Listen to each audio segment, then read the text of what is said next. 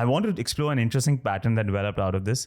When you got Legally Blonde, one of the cast members had to leave. They wanted an immediate replacement. You happen to be the perfect person with the right skills at the right time.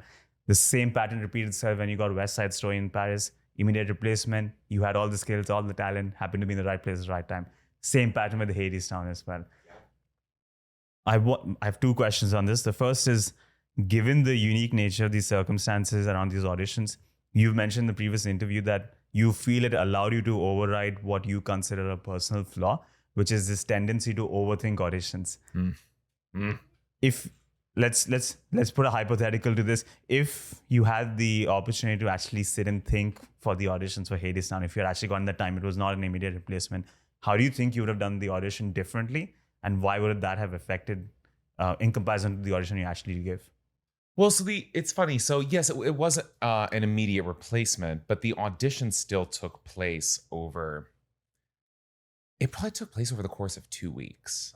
By the time I had my initial audition, then a callback, then another callback, and then getting the role, it took place over a period of time, which is similar to maybe how it would have happened when they did the original company. Now, what's different about auditioning for an original company is you're looking for people, you're not looking for a specific type necessarily, right? You're looking for people that might go well together, especially in a show like Hadestown, where it's such an ensemble piece.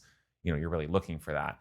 I happen to know which role I was going in for. So that's I think the only difference is it was helpful for me to know exactly what I was going into, because the actors who initially went in for Hadestown, the show wasn't even fully formed yet. Yes, they had done workshops and out-of-town tryouts, but they were still making the show and creating a lot of it.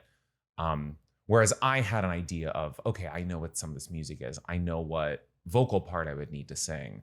So I was able to sort of mentally prepare myself in that way, which was actually both more helpful and more challenging, because that is when I tend to overthink things. Is I'm like, oh, I'm trying to replace someone.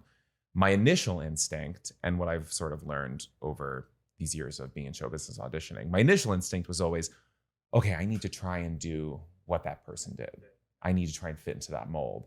And then after I sit with the material a little bit, after I've gone in for it, maybe after I've passed the initial audition, then I'm like, no, they're not.